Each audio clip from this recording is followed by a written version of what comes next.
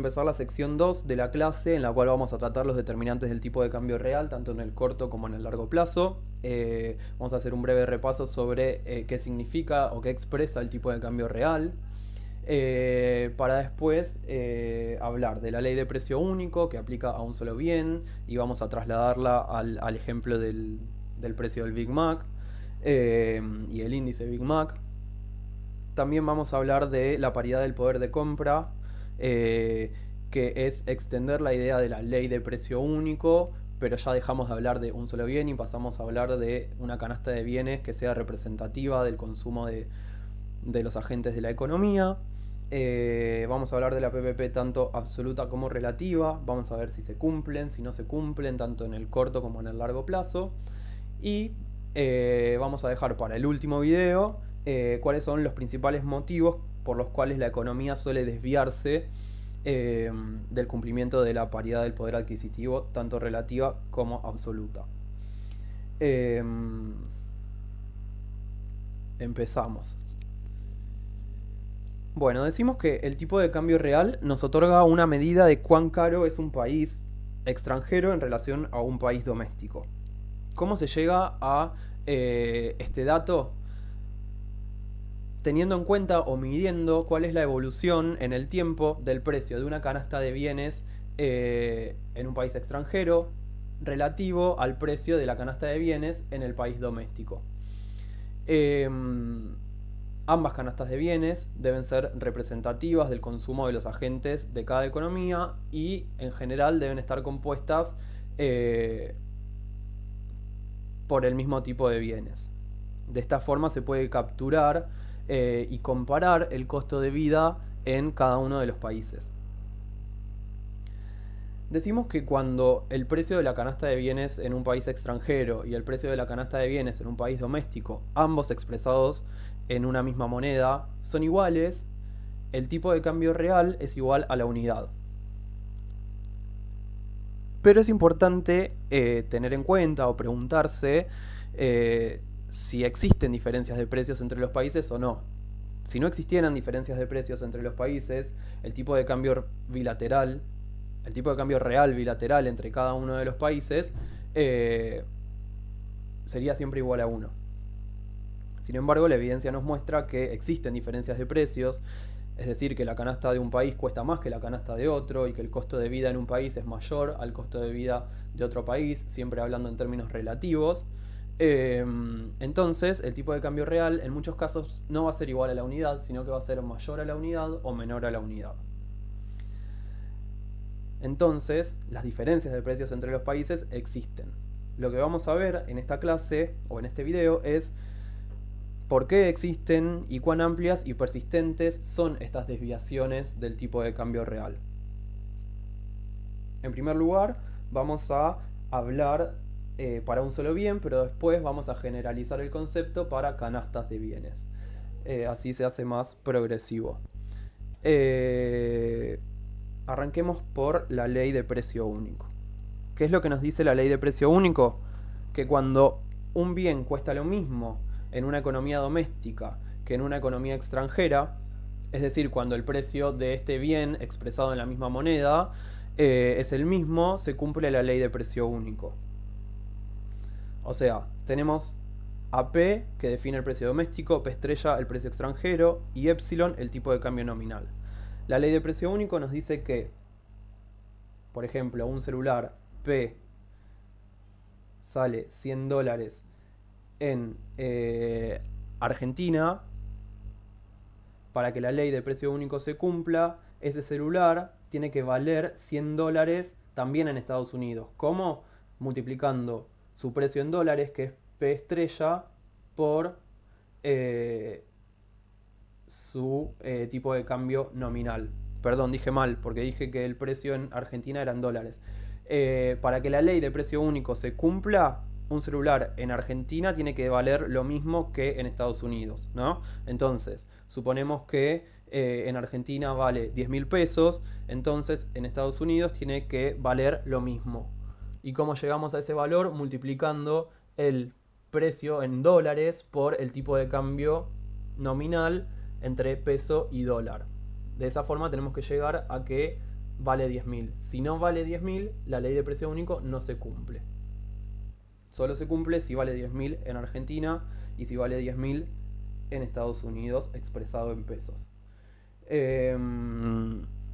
Acá tenemos, ¿qué pasa si el precio del celular en Argentina es mayor al precio del celular en Estados Unidos, pero expresado en pesos? Porque acá tengo multiplicado por el tipo de cambio nominal.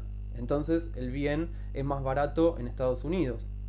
La ley de precio único no se cumple y nos conviene comprar el celular en Estados Unidos y no en Argentina.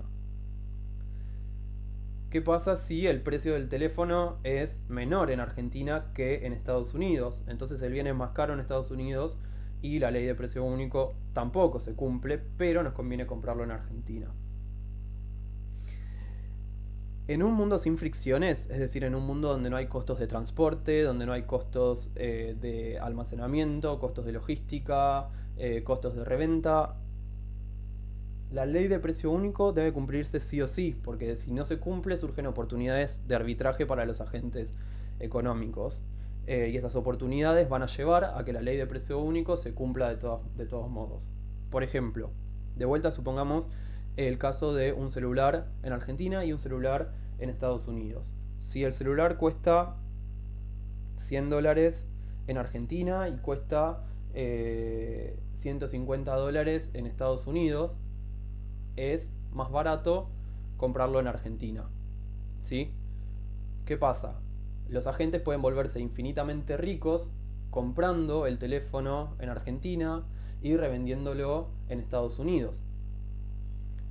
Por ley de oferta y demanda va a aumentar la demanda de celulares en Argentina, lo que va a subir el precio, y a su vez va a haber un exceso de oferta de celulares en Estados Unidos, lo que va a bajar el precio de 150 hacia abajo.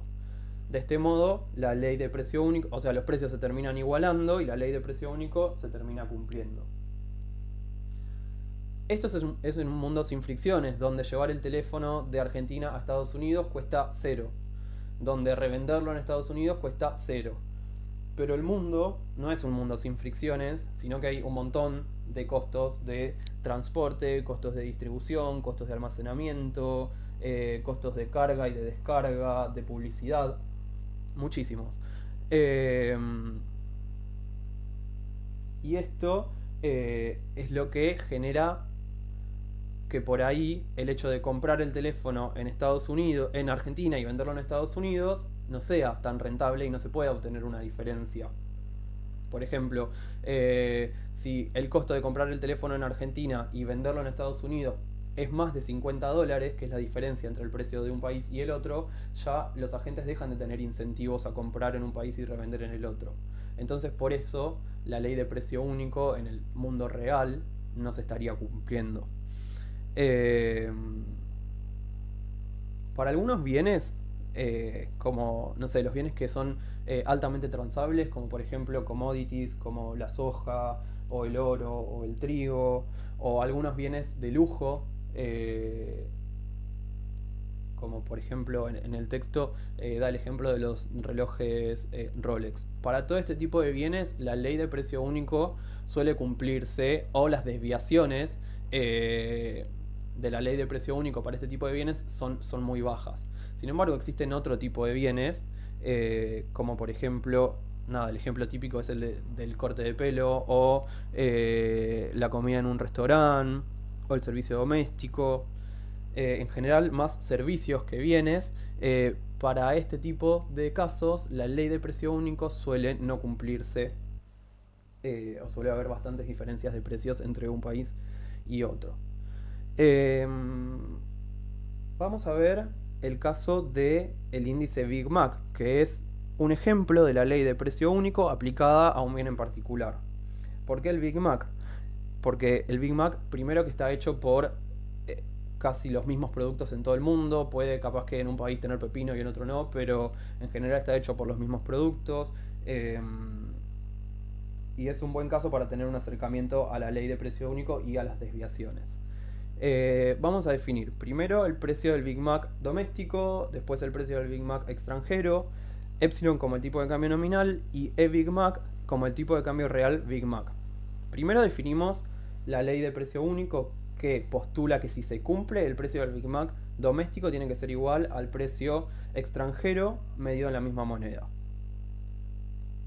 Bueno, si suponemos que la ley de precio único se cumple, ambos precios son iguales y el cociente de los mismos es igual a 1. Decimos que el tipo de cambio real entonces va a estar definido por el cociente entre el precio extranjero expresado en moneda doméstica sobre el precio doméstico del Big Mac. O en otras palabras, podríamos decir que el tipo de cambio real Big Mac nos estaría indicando cuál es el precio del Big Mac en el extranjero relativo al precio del Big Mac en la economía doméstica. Vamos a ver qué nos muestra la evidencia. Si el tipo de cambio real Big Mac es igual a 1, o sea, se cumple la ley de precio único, o si es mayor o menor a 1 y la ley de precio único no se cumple. Acá tenemos un cuadro y este cuadro nos muestra, fíjense en la columna, voy a ponerle zoom, acá, en la columna Big Mac, que es esta, es la que nos indica el tipo de cambio real. Acá tenemos todos los datos, el precio del Big Mac en el extranjero, el tipo de cambio nominal, la multiplicación. Bueno, a nosotros lo que nos interesa es el tipo de cambio real.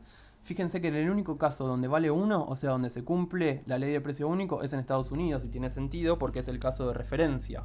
El cociente entre el precio del Big Mac en Estados Unidos sobre el precio del Big Mac en Estados Unidos es obvio que va a dar 1 porque es el mismo. Pero para el resto de los países que se estudiaron no se cumple y hay desviaciones de la ley de precio único. En el caso de los que son menores a 1, que son todos estos, el Big Mac es más barato que en Estados Unidos.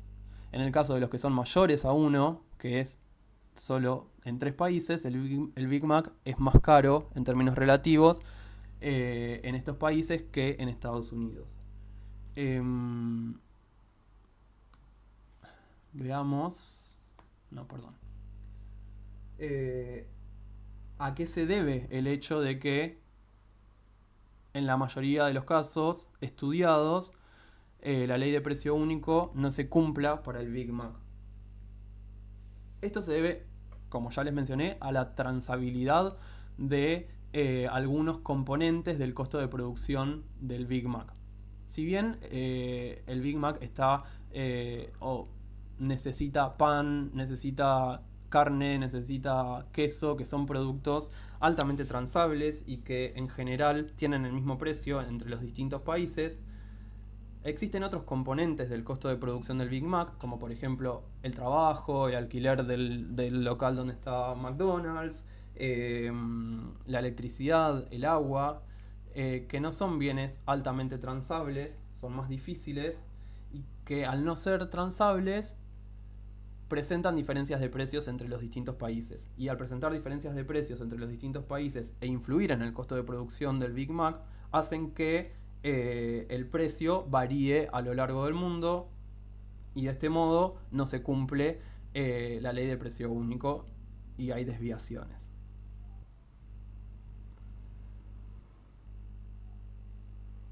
Bien.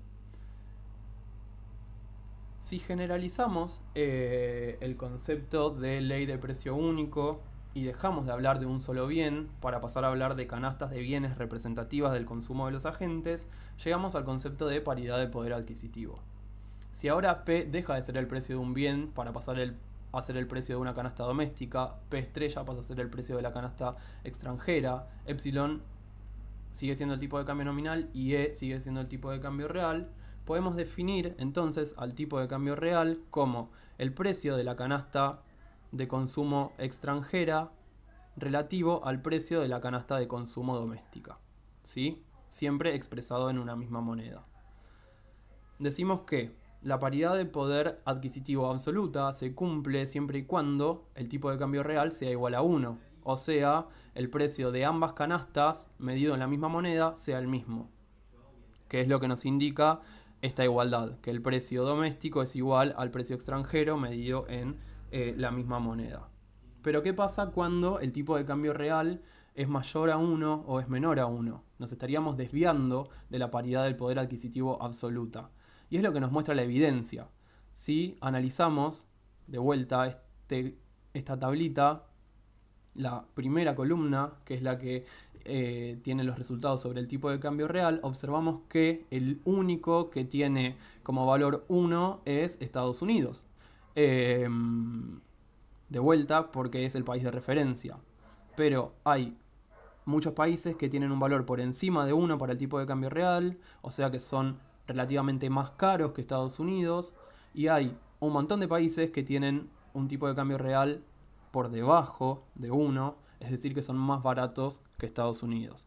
Decimos que cuando el tipo de cambio real es mayor a 1, este se deprecia, o sea que Estados Unidos es más caro, es más barato y que estos países son más caros, y que cuando el tipo de cambio real es menor a 1, el mismo se aprecia y que Estados Unidos pasa a ser más caro que el resto de los países. ¿Sí?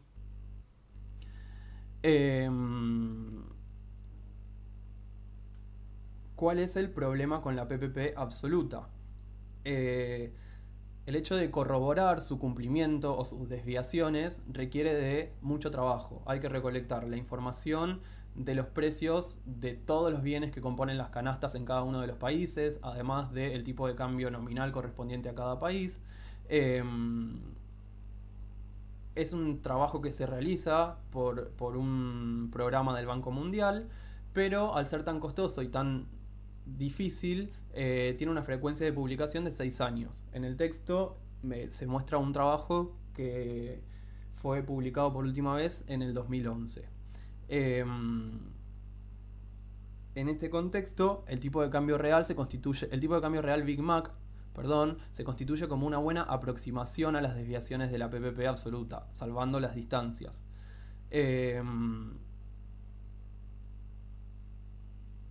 A ver, si bien el tipo de cambio real Big Mac hace referencia a un solo bien, como ya les dije, y no a una canasta de bienes, es más fácil y es más barato de construir, entonces permite una frecuencia de publicación más elevada. Se pasa de una frecuencia de publicación de 6 años del programa del Banco Mundial a una frecuencia de publicación anual en el índice Big Mac. Y si bien hay un trade-off entre frecuencia de publicación y cobertura en cuanto a la cantidad de bienes que se incluyen en la comparación, se hizo un estudio y hay una correlación bastante elevada entre el Big Mac y el IPC, que es el programa del Banco Mundial. Esta correlación es de 0,81, creo. Entonces podríamos decir que el tipo de cambio real Big Mac es una buena aproximación de cuán relativamente caros son los países entre sí. Bueno, seguimos. Y ahora pasamos a un concepto un poco menos exigente de paridad de poder adquisitivo. Ya no es paridad de poder adquisitivo absoluta, sino que es paridad de poder adquisitivo relativa. ¿Y por qué digo que es un concepto menos exigente? Porque ya no se requiere tener el nivel de precios de cada uno de los bienes que compone la canasta, sino que con tener el índice de precios al consumidor es suficiente para poder llegar al resultado de la paridad de poder adquisitivo relativa. Entonces, ya no nos concentramos en los niveles del tipo de cambio real, sino que nos concentramos en la variación del mismo. ¿Y cómo nos concentramos en la variación del mismo? Viendo la variación en el precio de la canasta de consumo de un país extranjero y la variación en el precio de la canasta de consumo de un país doméstico, y comparando ambos resultados. ¿Cuál es la ventaja de la PPP relativa? Es que es mucho más fácil de medir gracias a la disponibilidad de datos. Y de vuelta, ya no es necesario el nivel de precios que componen la canasta, sino que se puede trabajar con el IPC de cada país. Porque como necesitamos saber solo cómo varía el precio de la canasta, con saber las variaciones en el IPC es suficiente. Entonces, la PPP relativa se va a definir como la variación en el tipo de cambio real, que va a ser igual a la variación en el precio relativo de la canasta extranjera medido en términos de la canasta doméstica. Y esta variación tiene que ser igual a cero. Cuando la variación es igual a cero, decimos que el precio de la canasta extranjera y el precio de la canasta doméstica evolucionan a un mismo ritmo. De lo contrario, va a haber desviaciones en la PPP relativa. Y definimos como variación en el tipo de cambio real a el tipo de cambio real en el momento t y el tipo de cambio real en el momento t-1. Esto acá dice, como les decía, que si la PPP relativa se cumple, entonces el precio de una canasta de bienes en dos países distintos y expresado en una misma moneda debe variar al mismo ritmo. ¿Qué pasa cuando no varía al mismo ritmo? Vamos a obtener resultados que sean distintos que cero. Si la variación es mayor a cero, quiere decir que el tipo de cambio se deprecia. Y si la variación es menor a cero, esto quiere decir que el tipo de cambio se aprecia. Cuando el tipo de cambio se aprecia, la economía doméstica se vuelve más cara, y cuando el tipo de cambio se deprecia, la economía doméstica se vuelve más barata. Vamos a ver si la PPP relativa se cumple en el largo plazo y si se cumple en el corto plazo. Decimos que en el largo plazo se cumple. Primero vamos a partir de esta expresión, que es la PPP relativa, y vamos a aplicar un conjunto de operaciones matemáticas que no vienen al caso porque solamente nos interesa el resultado. Entonces, partiendo de la definición de la PPP relativa, vamos a llegar a que esta se cumple si la tasa de depreciación de la moneda local contra la moneda extranjera es igual al diferencial de inflación entre el país doméstico y el país contra el cual nos estamos comparando. Esta es la condición que se necesita para que la PPP relativa se cumpla en el largo plazo y que en promedio durante un largo periodo de tiempo la variación en el tipo de cambio real sea igual a cero. Acá vemos un estudio que lo van a ver en el texto que tienen para leer, que nos muestra que en el largo plazo la PPP relativa se cumple. Si tenemos acá, miren, en el eje X tenemos el diferencial de inflación del país doméstico, que puede ser cualquiera de los países que se tuvo en cuenta para el estudio, contra Estados Unidos, que es considerado el país extranjero. Y acá tenemos la tasa de depreciación anual entre el país que se quiere analizar versus Estados Unidos. La línea de 45 grados, que es la que está en el medio, nos indica que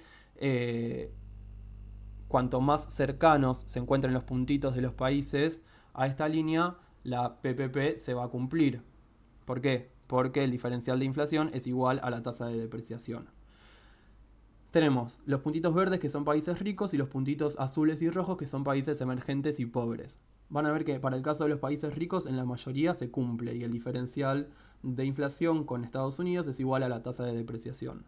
Para los países emergentes y pobres tenemos un poco más de heterogeneidad en los datos, y en particular tenemos estos 5 países, perdón, este no, pero estos 5, que son casos en los que la evidencia muestra que la PPP relativa no se cumple, y esto es porque durante el periodo de análisis, que fue entre 1960 y 2017, los países se vieron expuestos a regímenes de alta inflación. Entonces es por eso que la evidencia muestra que no están sobre la línea de 45 grados. Son países emergentes y pobres: Chile, Hungría, Polonia y Sudán. Y ahora vamos a ver si la PPP relativa se cumple en el corto plazo. Para que se cumpla en el corto plazo, de vuelta, acá tenemos, en este caso el estudio es entre Estados Unidos y el Reino Unido, y no es varios países contra Estados Unidos. Y tenemos en el eje de la Y la tasa de depreciación. Si la PPP relativa se cumple, debiera haber una línea recta horizontal en el cero, o sea que no hay variaciones en la misma. Sin embargo, vemos que en los periodos cortos de tiempo pasa todo lo contrario, y sí hay variaciones. Hay momentos en los que la variación del tipo de cambio real es mayor a cero, y momentos en los que es menor a cero.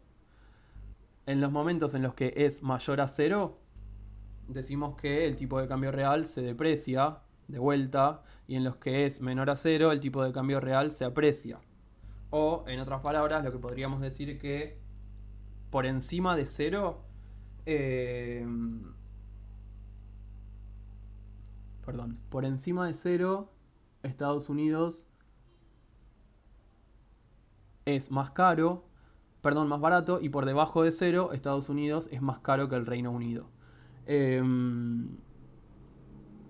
nada, acá queda bien evidente que en el corto plazo la PPP relativa no se cumple